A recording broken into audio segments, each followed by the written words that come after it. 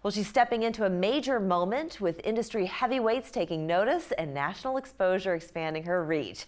From sold-out stages to primetime screens, this next chapter feels bigger than ever. Let's welcome singer-songwriter Brooke Lee. Happy to have you with us. Thank you so much for having me. Yeah, so tell me, what does it mean to earn respect from artists like Willie and Lucas Nelson, Ty Myers, Wade Bowen? I could go on and on and on. Yeah, it's incredibly special. It's been so amazing building relationships with them, and having support around you is always what you want. And being able to watch people who have already walked through it, even Ty, who is younger than me, is doing such incredible things. So to be on the road with them also has been so fun, and them trusting us to get on stage and be in front of their crowd. They've opened a lot of doors for us. So I'm very thankful. And I want to get our audience familiar with your music, but we're here today to kind of talk about the music industry as a whole.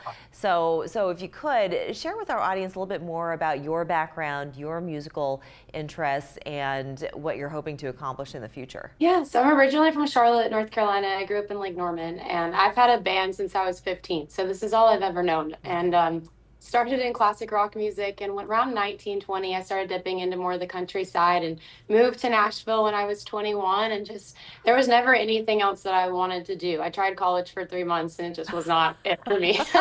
So just music better, is my you know that sooner rather than later. Yes, yeah, we figured that one out very fast.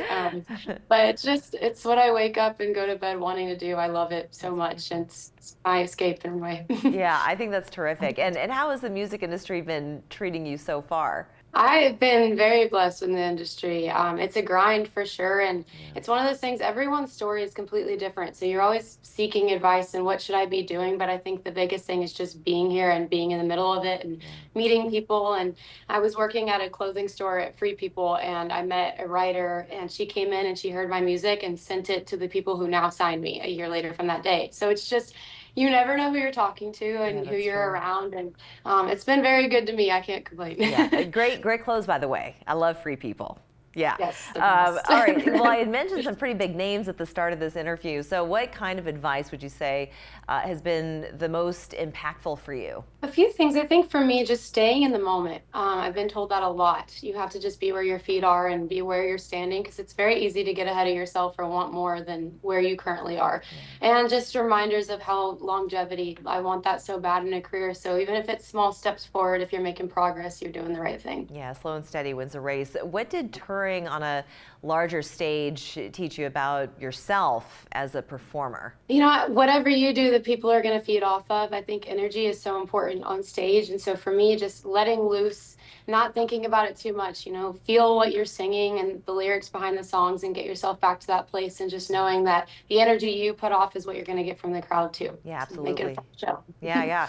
And you just wrapped touring with Need to Breathe. So tell me, how did that go? Oh, it was so special. Those guys are incredible. They're so kind, first and foremost, but they're so talented, and just watching their shows and taking it in every night, just a very vulnerable band, and very obvious on stage just how authentic they are. So a lot to take in on that.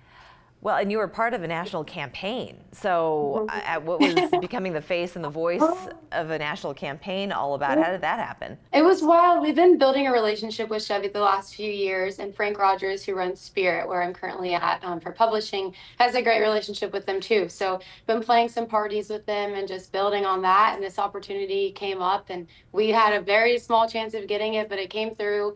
And it was quick. So I feel like I'm still taking it all in every time I see it. But it was amazing. We went to Moab, Utah, and filmed it on my 26th birthday. It was my first time in a helicopter, and everything is legit on that commercial, no AI. So it was a really fun experience. I'll bet.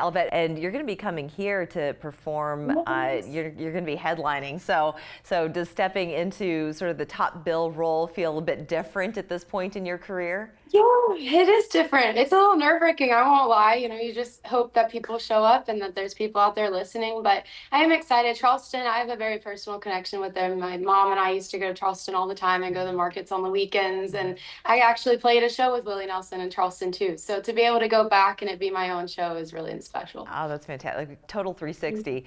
And what are you working on now? You just released an EP, is that right? I just released a title track called Desert Darling, but I have an EP dropping on April 17th. So just living in that world right now and getting ready ready for that release, and I'm excited to get on the road and actually get to play the songs. It's gonna be awesome. That's great. All right, and for anybody who wants to hear your music, where can they find it?